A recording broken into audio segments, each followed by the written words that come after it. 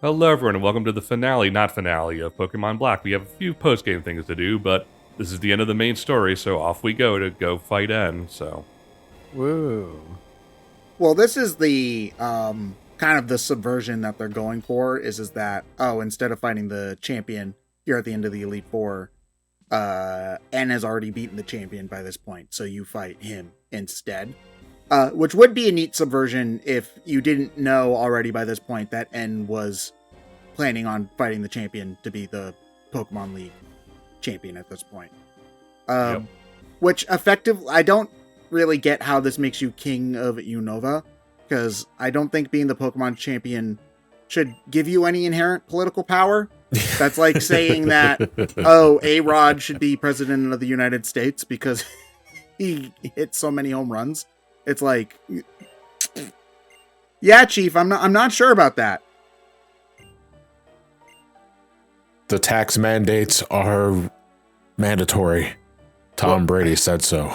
Where does this notion that the champion can issue orders to other Pokemon trainers come from? Yeah. That's my question. Also, the subversion that your rival has become the champion just before you got here, that's not so much a subversion. That was what happened in Gen 1. The only difference in Gen 1 is that we never got to see who the former champion was. Well, my thought was always Lance. that it was Lance, yeah. Yeah, it's Lance. Also, when the hell did N get the time to build this castle underneath the Victory Road? Wait. Does that mean, like, whoever was bottom of the rung in the Elite Four got booted out just before you got there? No, because it wasn't as if Lance just became Pokemon champion themselves. I think in the original gen, the Elite Four was 4. Like, then that was it. Like, the 4th member, the last one, was a champion. Huh. Also, best Pokemon Smash Brothers stage. But then they added one in Gen 2 when Lance was the champion. Yeah, probably just because having the Elite Four and then the champion just makes more sense. But then, retroactively, that would mean there was another 4th member of the Elite Four that we don't get to see in the first game. Would that be whoever they added in Gen 2? Did they just get to take a day off that week? No, because I can't believe I know this. I'm a fucking nerd. Will, the first Elite Four member in Gen 2, is actually brand new to the job. He mentions, "Oh, I'm new here, guys. I hope you're not too unimpressed by my psychic type." So who got laid off in Gen 1? Agatha got probably retired. Okay. She's the old lady, so.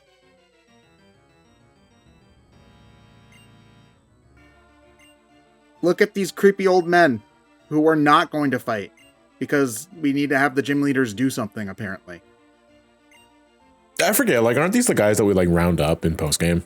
Yes. Or these something are. like that? Yeah.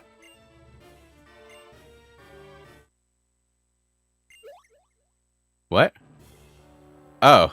I was gonna say, who's talking all, like, gangsta over here, but no, it's cowboy. It's cowboy speak. Cowboy Curtis. Fun fact, in the black and white manga, when you get to this point in the story, the gym leaders all get fucking crucified. What? I'm not What do you joking. They are Yeah, he's hanging not on joking. crosses. They're edited in the English versions, but it's true. What? I have no clue what they were smoking when they did the black and white manga. Trying to make Team Plasma an uber threat, I guess. To offset the fact that they all use fucking pat rats or something. Oh my god, what the fuck? I just looked it up. Yes, I know. Like, I don't get what the symbolism is supposed to be there, though. Because, like, if it wouldn't get the video demonetized, I would have totally made that a thumbnail of the video. The symbolism is Rome. They're basically trying to portray Team Plasma as being an authoritarian regime.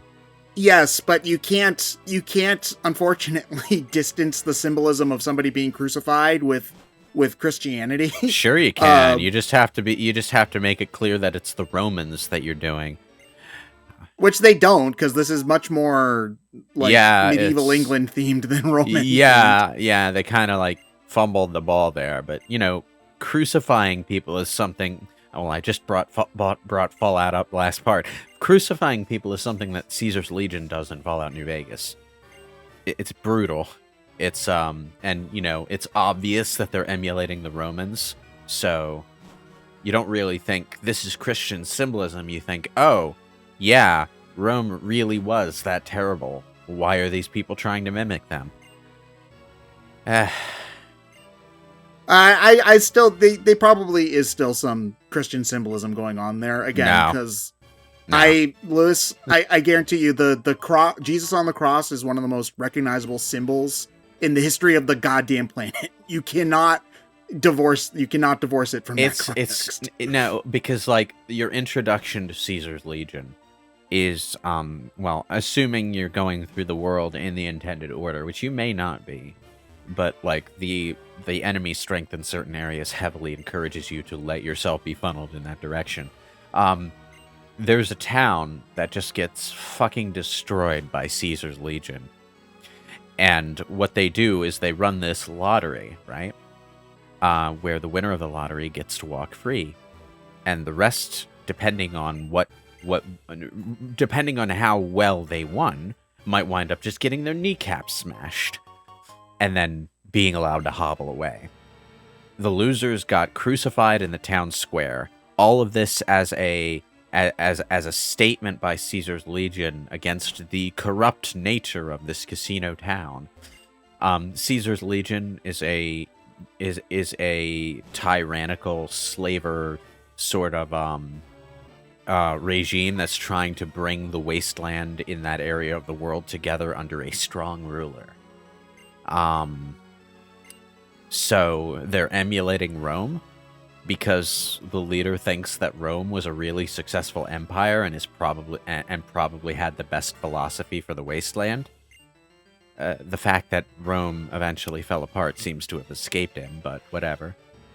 Well, the point I'm trying to make is that unfortunately in the world we live in today, when you see something crucified, people don't think most people are going to think Jesus, yes, and not Rome. And Jesus was crucified by the Romans. Yeah. You're not going to think Jesus when you see it in that context, is what I'm trying to say. No, I disagree. Assuming they know the context. I think you're putting a lot of faith in people actually knowing that source material. It's the same reasoning behind, yes, the swastika was like an old Buddhist symbol, but unfortunately, when you see it, you're not going to think of Buddhism. You're going to think of the Nazis. How do you know anything about Christianity without knowing about Rome? It's like 90% of the New Testament.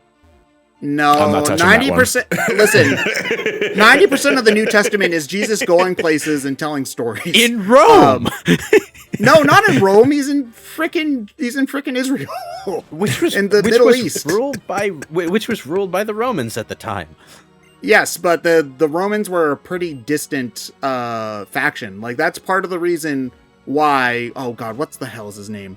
The king, when Jesus was a baby, the king there was basically a puppet ruler, and he was allowed to do what he wanted, but he bowed to the Romans whenever like something important happened. So he was afraid of Jesus in that context because he would threaten his fragile position as a puppet ruler. But the thing is that Rome, he still had, it was his guards, his resources, because Rome didn't want to manage something so far away from where their empire was in the middle of Italy. For all the difference that makes, I suppose. But, I've never, ever encountered anyone before this who even hinted that there might be, that you might even see Christian symbolism in the crucifixions in Caesar's Legion, because the Roman context is literally right there. The guy calls himself Caesar. His soldiers dress up in Roman cosplay. Yes, but it's such a striking symbol that you can't think of it without thinking of. Oh yeah, Superman spreads his arms as he floats down to the earth, and suddenly this is more direct Jesus. than that, though. There's literally crosses.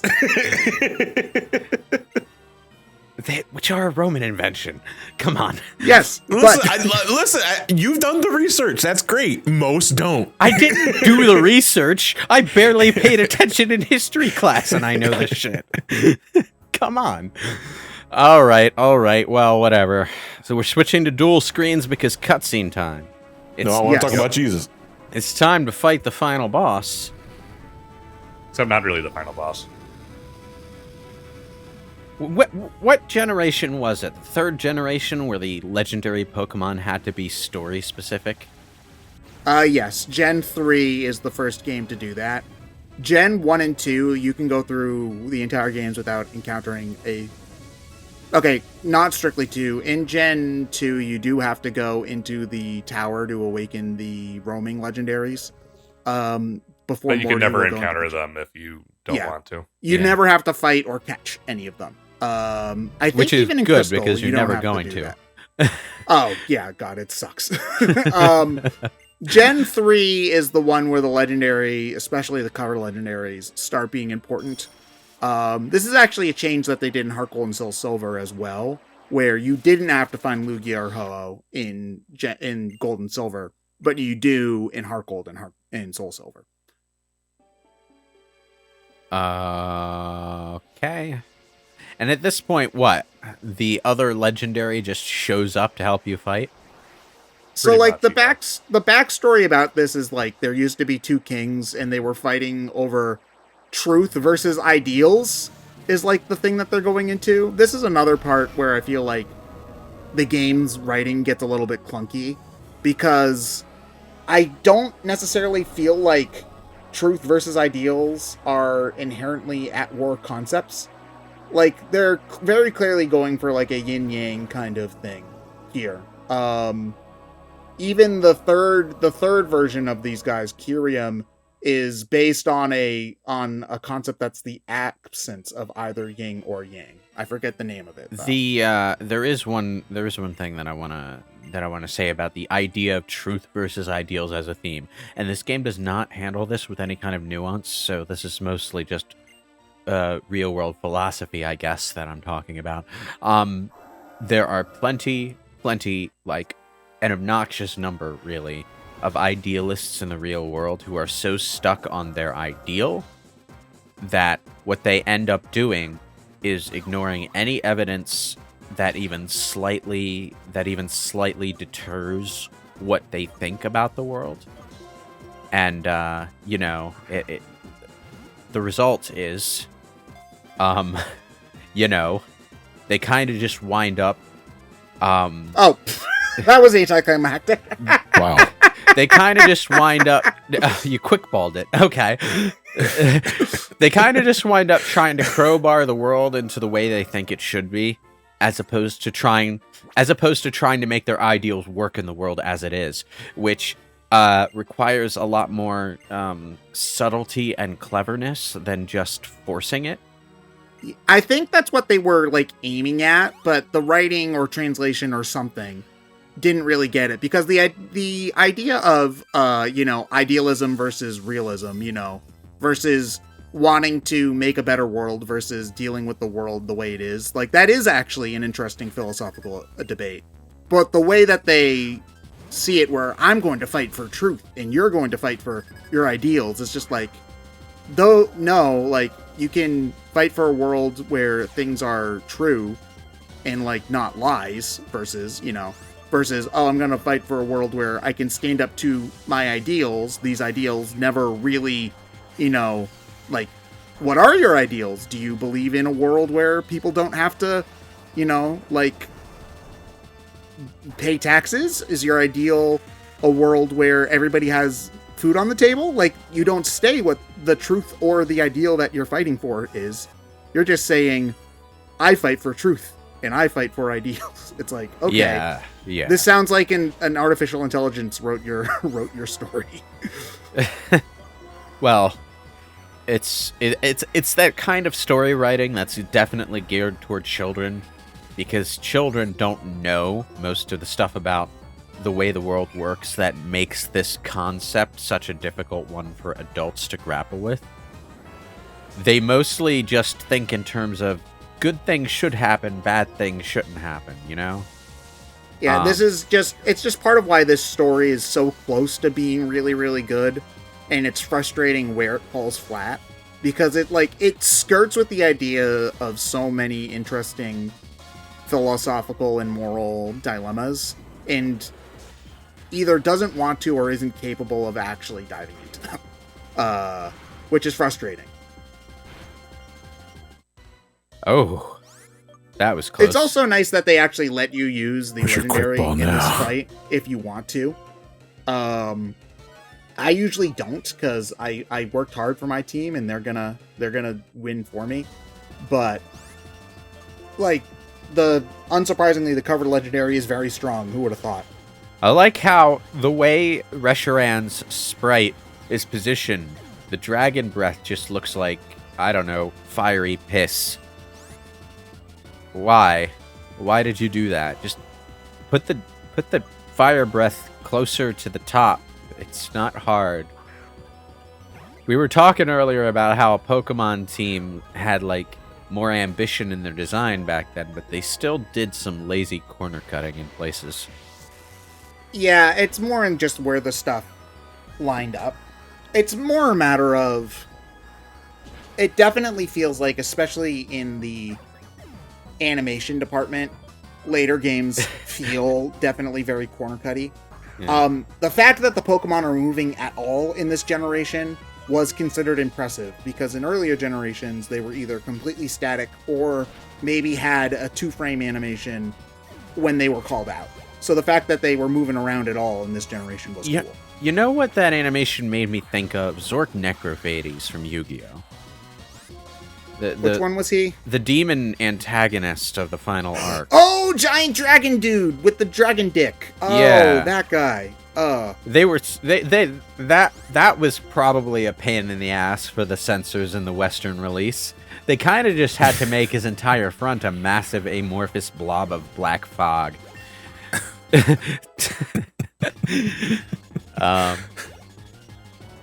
Man, I completely forgot that Zork's... Why did they do that? Because he has a fucking penis, okay? The four The kid only thing I censors know- were like, I never watched Yu-Gi-Oh! That far, so I only know about Zork from the Yu-Gi-Oh! Abridged series, where he talks like this. Zork and Cody.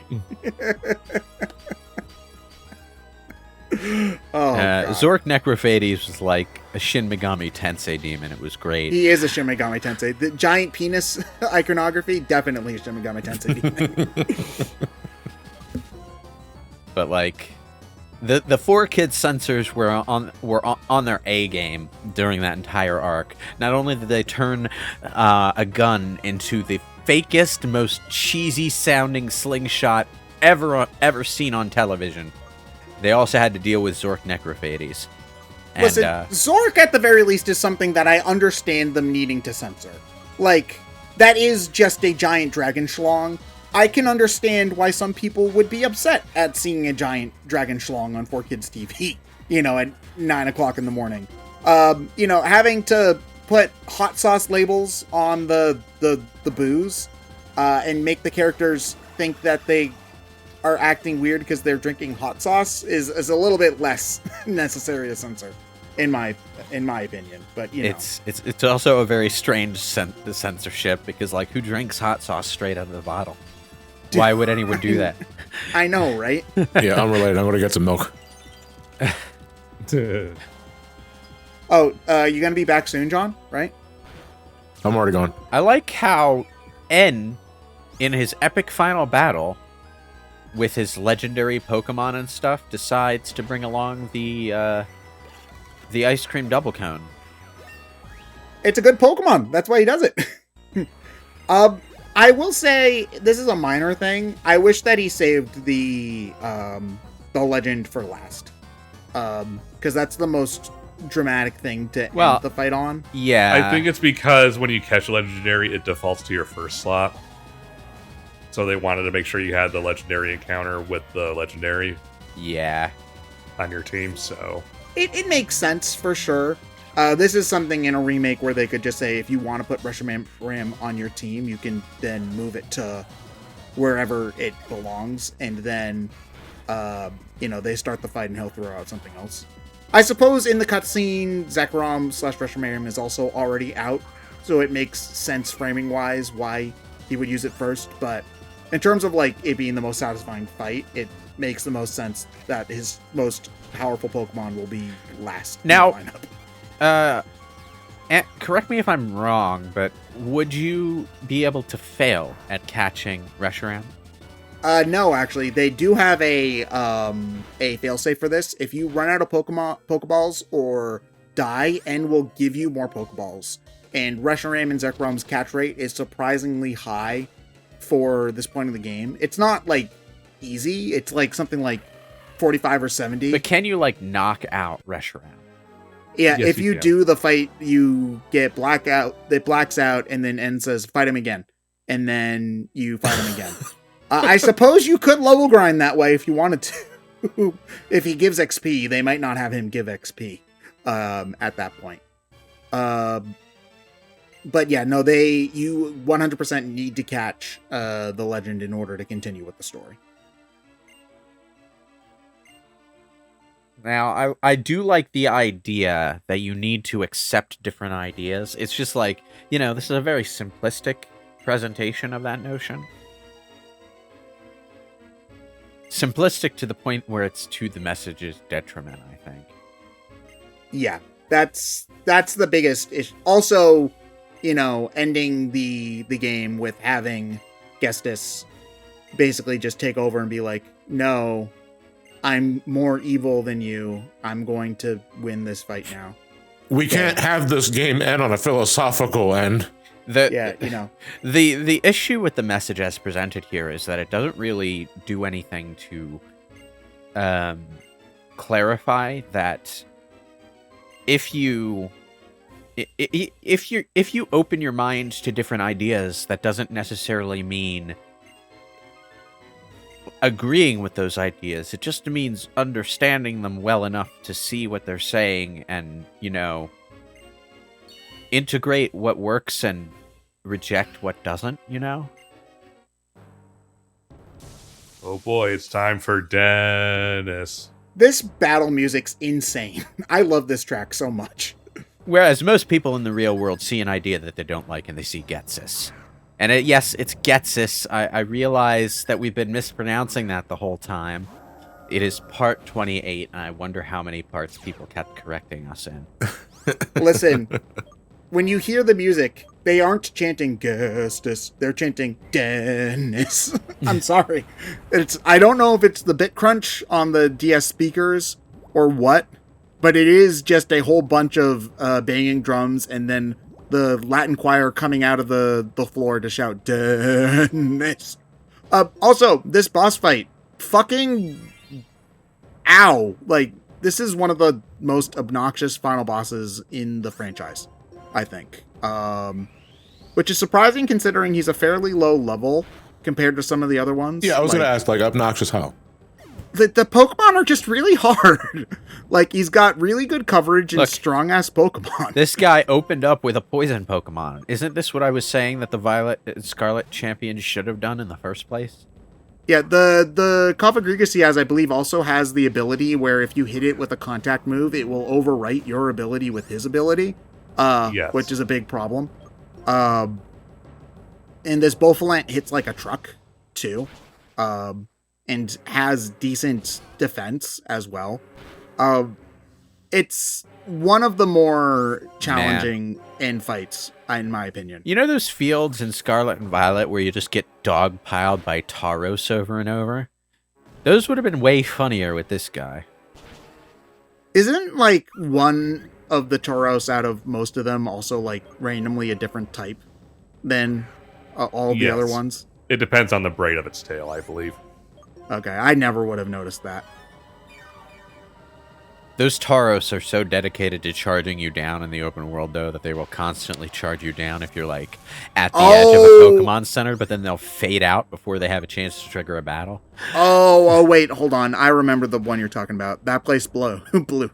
I hated those guys so much. Of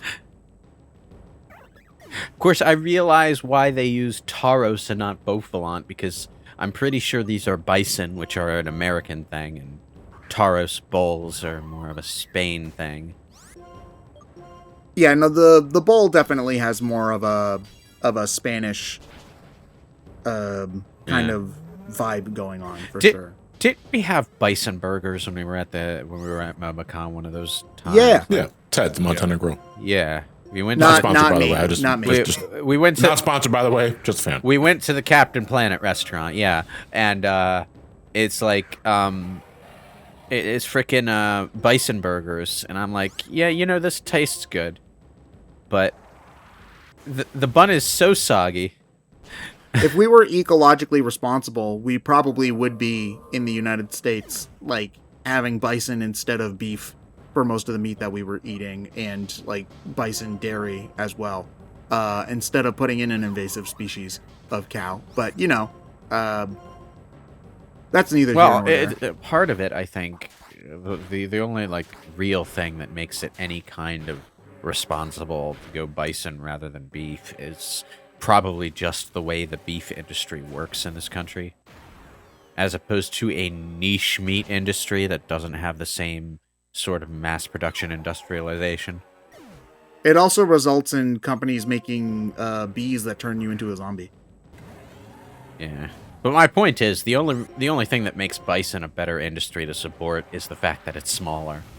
No, I more mean like because the cattle that we have in the United States are an invasive species. They weren't originally from the U.S., whereas the bison is it's only an invasive species if it exists in the wild, Yes, because do you know what percentage of land that used to be wild is now just cattle? Yeah, but that's farms? not an invasive species. That's us deliberately destroying the No, it's not. That's ecology. not the environment that it used to be. Humans are an invasive species. The number one invasive species in the world, I think, is the house cat, because whenever a house cat gets outside, it fucking murders all the natural birds. Yeah, but my point is, an invasive species is something that escapes into the wild where it shouldn't.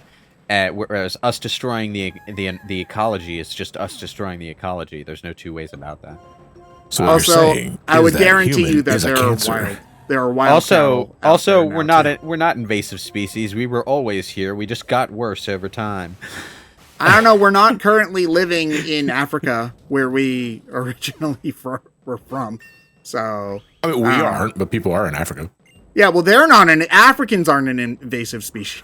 Yeah, but like we were wrecking the ecology far worse in the distant past than we are now. Surprisingly, we would hunt entire species straight up to extinction without thinking about it. Nowadays, we at least know not to do that. We swapped it with other stuff, though. I think is what Ted is like getting at. Have you looked at like the rainforest lately, or landfills, or oil spills? Yeah, but the point is any other number of things. The point is accepting stuff like oil spills, which are largely accidental. We do at least select specific places for our ecological destruction and try to keep it contained to those specific places, and then argue with our greedier people about keeping those things contained to specific places and not destroying our nature preserves. Thank you very much. But, the point is, it's different than being an invasive species. Fuck, man. Maybe Team Aqua and Magma had a point. They did have a point. It's just too bad they tried to fucking murder everybody in order to prove that point. Wasn't the whole thing about Team Aqua and Team Magma was that they were both trying to destroy the world and just disagreeing over which way to destroy the world properly? I think that specifically in Emerald version, they're both assholes. If you're playing Ruby and Sapphire, Team Aqua and Team Magma each are just like, we want to flood the world, or we want to dry up all the water, and then the other team were good guys. And I believe in Emerald version, they were both evil, and they both wanted to destroy the world, and each one of them get their respective legendary, and then Rayquaza has to come down and tell the kids to stop fighting and go to bed. Which works. Also, I think it's an Awkward Zombie comic where they bring up how even if Team Magma does dry up the entire oceans, that just results in the water going back up into the atmosphere and raining down and then refilling all of the oceans. But you know, the water cycle, and it's just like then at the end it's just the trainer patting Art Maxie on the back and he's just crying in a bar.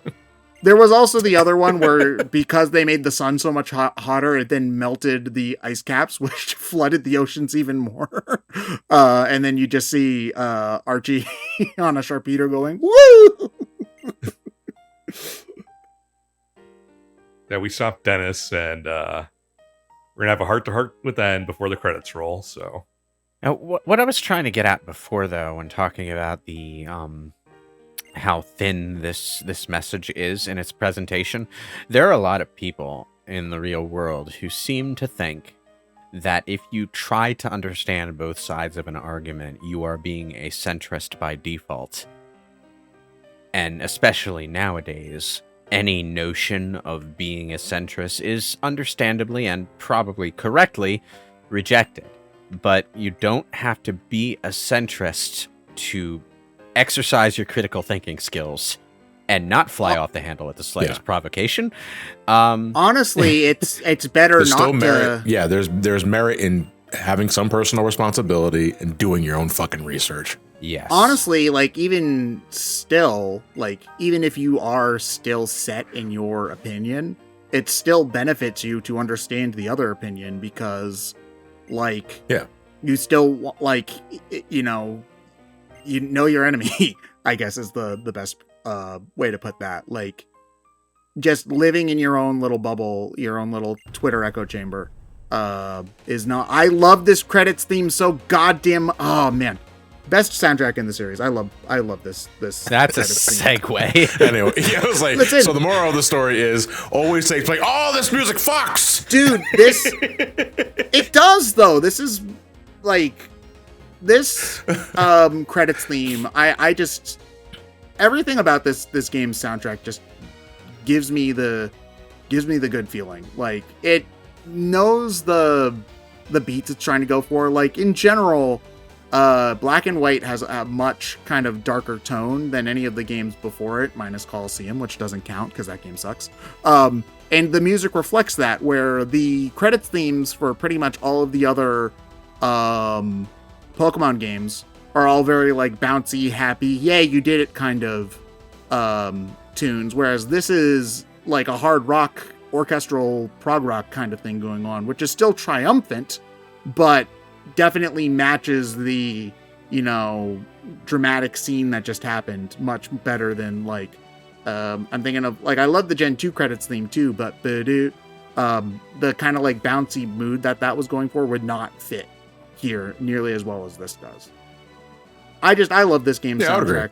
Best soundtrack in the series, I think. I'll go as far to say that. Gen 2 soundtrack still also is... I gotta think about that. Yeah, because Gen 2 is still, like, peak Pokemon OST for me. It's so close, but when I'm thinking about, like, how this game nails emotional moments and then also just has really catchy normal Pokemon songs too, I think I have to give the edge to Black and White 1.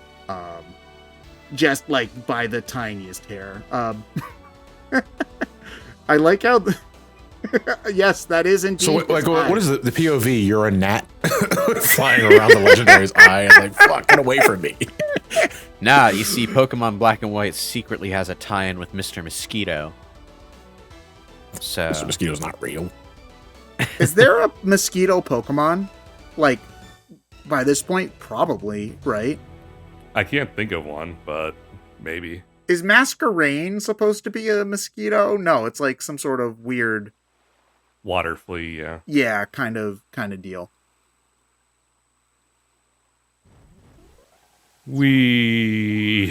Research immediately pointed me towards Buzzwole, the Ultra Beast from Gen 7. Yeah, but Buzzwole isn't a mosquito first. He's the Jimbro first. Jimbro mosquito, dude. It's gonna fucking suck the shit out of that blood. Mr. Mosquito's swole uncle. Yeah, that's the end of the story, but we still have a couple parts left of some cleaning up to do. So I'll see you guys on the next part of Pokemon Black. Later.